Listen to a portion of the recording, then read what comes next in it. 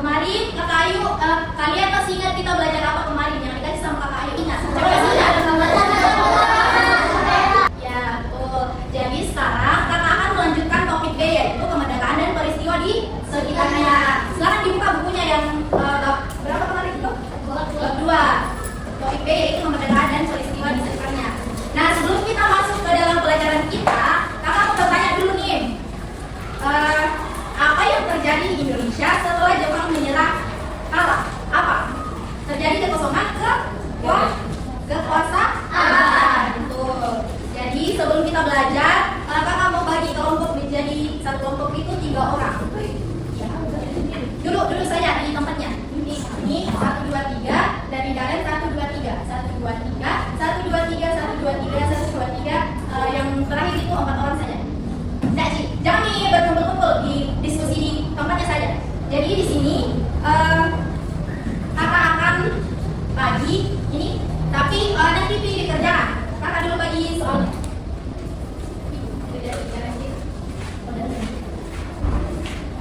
Ini 1, 2, 3 sampai. Yang ini gabung di sana ya? Iya 3 orang. Kalau ini 4 orang. Diskusi saya. Di situ ada 4 pertanyaan, tapi nanti di kerjaan. Jadi sekarang kita masuk pelajaran tentang cerita tentang Indonesia kita. Jadi kita belajar topik C, yaitu kemerdekaan dan peristiwa di sekitarnya.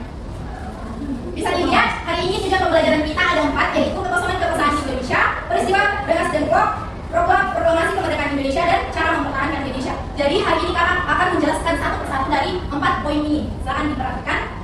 Jadi yang pertama yaitu kekosongan kekuasaan Indonesia. Jadi kekosongan kekuasaan Indonesia itu terbagi menjadi 3. Nah, yang pertama itu pada tanggal 6 dan 9 Agustus 1945, kota Hiroshima dan Nagasaki di Jepang dibom oleh sekutu yang menyebabkan Jepang menyerah tanpa syarat. Kemudian yang kedua, terjadi kekosongan kekuasaan di Indonesia. Melihat hal ini, tanggal 15 Agustus 1945, tokoh pemuda mengadakan rapat kilat. Nah, hasilnya itu menyatakan kemerdekaan merupakan hak bangsa Indonesia yang tidak tergantung pada bangsa lain. Kemudian yang ketiga yaitu mereka mengutus Darwis dan Bung Karno untuk menghadap Bung Karno dan Bung Hatta. Namun permintaan itu ditolak. Kemudian kita masuk ke peristiwa kedua, yaitu peristiwa Rengas Dengklok. Jadi di sini ada 4 peristiwa. Yang pertama itu terjadi ketegangan antara golongan tua dan golongan muda terkait perbedaan pendapat tentang proklamasi kemerdekaan di Indonesia. Yang kedua itu Bung Karno dan Bung Hatta dibawa ke Rengas Dengklok, Jawa Barat pada tanggal 16 Agustus 1945 oleh Soekarno dan Singgi dengan tujuan supaya Bung Karno dan Bung Hatta tidak terpengaruh oleh pihak Jepang. Kemudian yang ketiga itu terjadi dialog antara golongan muda yang diwakili oleh Bung Karno dan golongan tua diwakili oleh Ahmad Subarjo. Kemudian yang terakhir itu tercapai kesepakatan bahwa proklamasi kemerdekaan akan dilaksanakan pada tanggal berapa? 13 Agustus 1945. Ya betul. Diingat-ingat karena ada itu pertanyaan di LKPD ini nanti dijawab. Kemudian kita masuk ke yang ketiga, yaitu menjelang proklamasi kemerdekaan. Jadi sebelum kita proklamasi itu, sebelum menjelang proklamasi masih ada peristiwa-peristiwa yang terjadi. Nah, yang pertama itu dari Rengas Dengklok, Bung Karno dan Bung Hatta menuju kediaman Laksamana Maeda untuk membicarakan peristiwa proklamasi. Nah, kemudian yang kedua itu Laksamana Maeda mengizinkan kediamannya dijadikan tempat untuk menyusun rumusan teks proklamasi yang disusun oleh Bung Karno, Bung Hatta, dan Ahmad Subarjo. Kemudian teks proklamasi yang disusun itu disepakati oleh semua yang hadir di kediaman Maeda untuk dibacakan pada tanggal 17 Agustus 1945. Kemudian yang terakhir, teks proklamasi yang semula ditulis tangan kemudian diketik rapi oleh Sayuti Meneji. Baik, kita akan lanjut ke materi yang terakhir, yaitu proklamasi kemerdekaan Indonesia. Nah, ada 3 bagian di sini. Yang pertama itu pembacaan teks proklamasi dilakukan oleh siapa? Ya, Insinyur Soekarno yang didampingi siapa pendampingnya? Ya, betul. Kemudian teks proklamasi dibacakan pada hari Jumat tanggal 14 Agustus 1945 pukul 10.00 WIB di kediaman Insinyur Soekarno di Jalan Pegangsaan Timur nomor 56 Jakarta Pusat. Kemudian yang terakhir itu bendera merah putih yang dijahit oleh siapa? Kemudian dikebarkan dan kemudian menjadi bendera pusaka Sangsaka merah putih yang sekarang disimpan di mana? Kemudian setelah Indonesia merdeka, setelah kita membacakan proklamasi kemerdekaan, pasti kita juga itu mempunyai cara mempertahankan kemerdekaan. Nah, di sini ada 3, kita bahas satu-satu. Mulai yang pertama itu menumbuhkan rasa cinta kasih sebagai bangsa Indonesia diantaranya dengan cara sebagai berikut. Siapa bisa membacakan? Ada 4 poin di sini. Siapa bisa membacakan yang 4 poin di sini? 1, 2, 3, 4. Angkat tangan yang berani. Masa ada yang berani? Kayak yang belakang. Mengenal Indonesia dengan melakukan kunjungan ke berbagai wilayah di Indonesia. Ya. 2. Mempelajari sejarah bangsa dan mengambil berbagai hikmah yang ada dalamnya. 3. Mempelajari dan melestarikan berbagai budaya dan kesenian bangsa sendiri. Membeli dan mencintai produk-produk dalam negeri. Betul, tepuk tangan untuk teman yang dari ketiga cara mempertahankan kemerdekaan, yang pertama itu menumbuhkan rasa cinta kasih kepada bangsa Indonesia. Jadi kita sebagai warga Indonesia itu kita harus juga menghargai budaya-budaya yang ada di Indonesia. Kayak misalnya kita di Makassar itu biasa berkunjung ke mana? Bisa misalnya ya Sari, tapi jangan juga membuang sampah di pantai Losari. Intinya dijaga gitu. Kemudian yang kedua, menumbuhkan rasa cinta kasih sebagai bangsa Indonesia. Dimana dengan cara sebagai berikut. Siapa bisa membacakan lagi? Silakan. Menumbuhkan rasa cinta kasih sebagai bangsa Indonesia. Sedangkan pelestarian sebagai berikut. Menghargai keberagaman bangsa Indonesia dan tidak membeda-bedakan suku bangsa, ras, dan agama. Menyelesaikan konflik yang terjadi dengan musyawarah dan mufakat. Betul, tepuk tangan untuk temannya. Kemudian yang ketiga, di sini ada juga poin. Namun poin yang ketiga ini menjadikan Indonesia sebagai negara maju diantaranya dengan cara berikut. Nah sebelum kakak lanjut, siapa kira-kira tahu negara kita ini negara maju atau negara berkembang? Berkembang. Betul sekali, negara kita itu belum negara maju walaupun sudah merdeka. Jadi negara kita itu harus kita terus kembangkan supaya menjadi negara yang maju kayak negara-negara lain kan? Kayak negara siapa tahu satu negara yang sudah termasuk dalam negara maju? Jepang. Jadi ada di sini 3 poin dari ketiga cara mempertahankan kemerdekaan.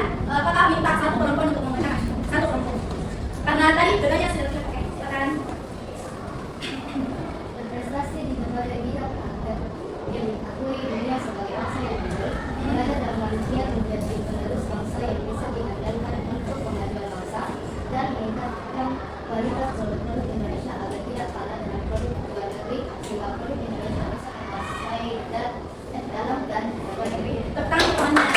Jadi setelah membaca 2 cara mempertahankan kemerdekaan ini yang paling penting. Jadi kita sebagai penerus bangsa kita terus belajar. Misalnya kayak dari non akademik itu, misalnya kayak basket, bermain basket, atau bisa juga kalau negeri itu bermain basket. Ada juga yang pintar matematika. Siapa pintar matematika di sini?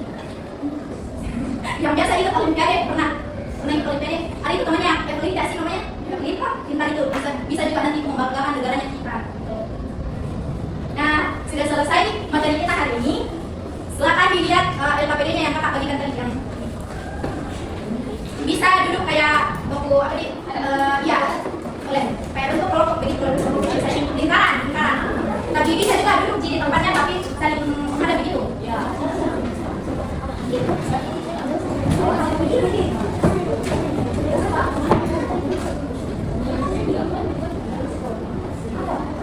Yang ada nama di situ nama kelompoknya saya. Terserah kalian mau kasih nama kelompok apa, bunga atau hewan terserah. Yang jelas di situ ada nama kelompok.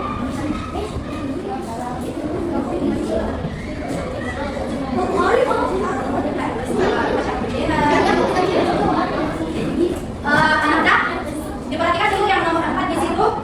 Buatlah laporan singkat tentang suatu peristiwa penting di sekolahmu. Misalnya kayak kemarin kan kita lakukan percusa. Itu juga salah satu peristiwa penting di sekolahnya kita.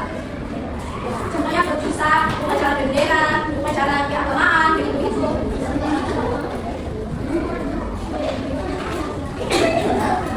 Jadi sambil dikerjakan kakak mau bertanya di sini siapa tahu dua tokoh yang dibawa golongan muda ke Rengas Dengklok ada di depan. Siapa? Ada 2 ada di depan. Jawabannya. Angkat tangan. Jangan ragu, ada loh di depan namanya. Jelas sekali. 2 saja. Angkat tangan. Siapakah 2 tokoh yang dibawa golongan muda ke Rengas Dengklok? Ya. Betul, tepuk tangan. Jadi sebelum kita melakukan proklamasi kemerdekaan, ini 2 tokoh yang dibawa ke Rengas Dengklok itu bernama Bung Karno dan Bung Hatta. Jadi sebelum kita merdeka, 2 tokoh ini diculik supaya akal-akalan penjajah ini supaya kita tidak merdeka, tetapi mereka berhasil kabur kemudian melakukan proklamasi kemerdekaan. Pertanyaan yang kedua yaitu siapa tahu peran Ibu Fatmawati dalam kemerdekaannya kita di Indonesia? Belakang. Membuat bendera. Menjahit bendera. Betul. Jadi Ibu Fatmawati itu adalah jasa yang sangat besar untuk negara kita karena kalau tidak ada waktu itu, kalau tidak ada Ibu Fatmawati pasti tidak ada benderanya kita yang dijahit toh.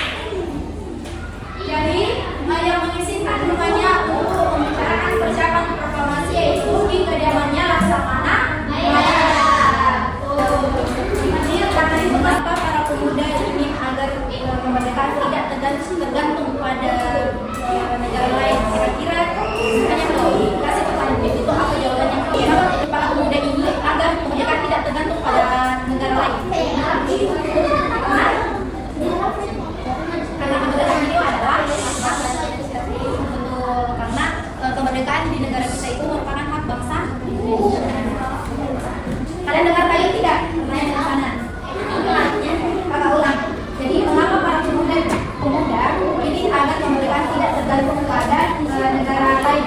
Kenapa mereka itu tidak mau bergantung pada negara lain untuk kemerdekaannya? Betul, merdeka. Tapi apa alasannya? Kenapa? Karena kemerdekaan adalah hak bangsa sendiri. Jadi haknya bangsa Indonesia itu tidak mau diambil oleh negara lain. Makanya pemuda pas itu, pemuda yang dimaksud itu ada Bung Karno, Bung Hatta dan Ahmad Subarjo itu karena mereka berpikir bahwa kemerdekaan kita ini merupakan hak bangsa Indonesia kita sendiri. Jadi tidak mungkin akan dipengaruhi oleh negara lain. Baik, untuk paper kelompoknya silahkan dikumpul. Soalnya baru kita semangat ke depan.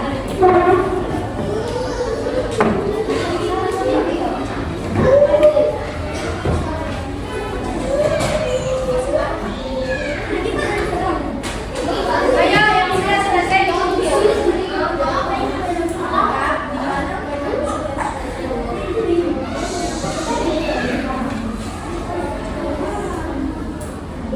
siapa lagi?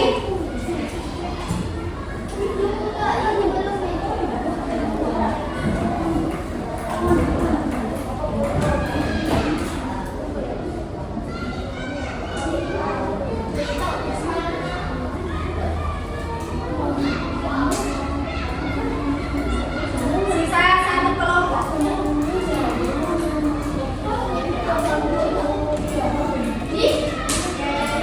Ya, karena kalian sudah menjawab pertanyaan-pertanyaan yang tadi, silahkan diperbaiki posisi duduknya. Kembali ke posisi awal.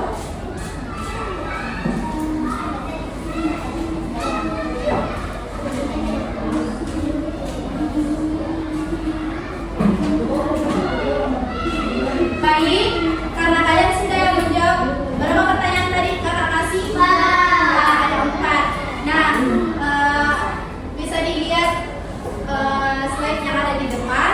Kakak mau bertanya, di jalan mana proklamasi kemerdekaan dibacakan pada 17 Agustus 1945? Pemengsaan Timur nomor 5. Jakarta. Tepuk tangan untuk semua yang sudah menjawab. Kenapa?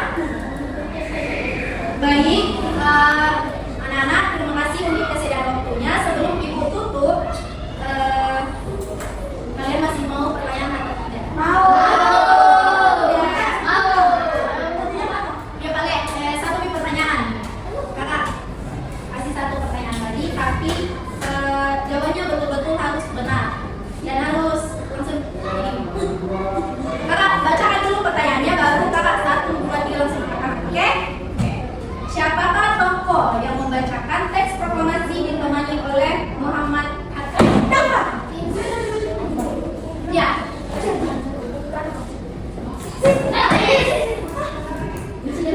Ya, betul.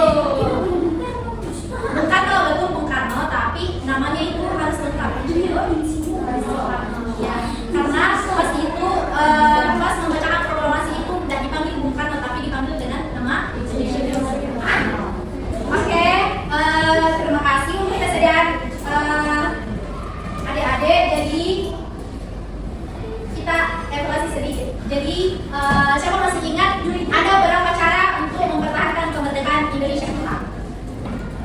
Silakan yang di sana. Ada? Yakin? 3. Betul, 3. Yang pertama itu menemukan rasa cinta kasih sebagai bangsa Indonesia.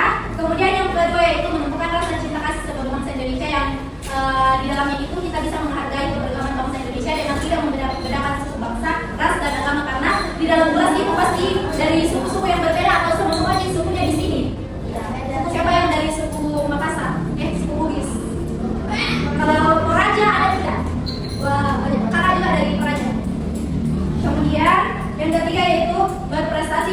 agar diakui dunia sebagai bangsa yang unggul. Kayak teman-teman kita ada di kelas kita yang bisa mewarnai, bisa matematika di bidang matematika, ada yang juga yang olahraga kayak berenang begitu. Misalnya kalian juga punya bakat, misalnya kayak apa ya bakatnya bulu tangkis, main bola, bisa juga itu kalau dari kayak pemain bolanya kita timnas Indonesia sekarang kok biasa yang itu karena mereka punya punya kemampuan di bidang tertentu yang kemudian dikembangkan. Jadi mungkin berakhir nih juga pembelajaran kita hari ini.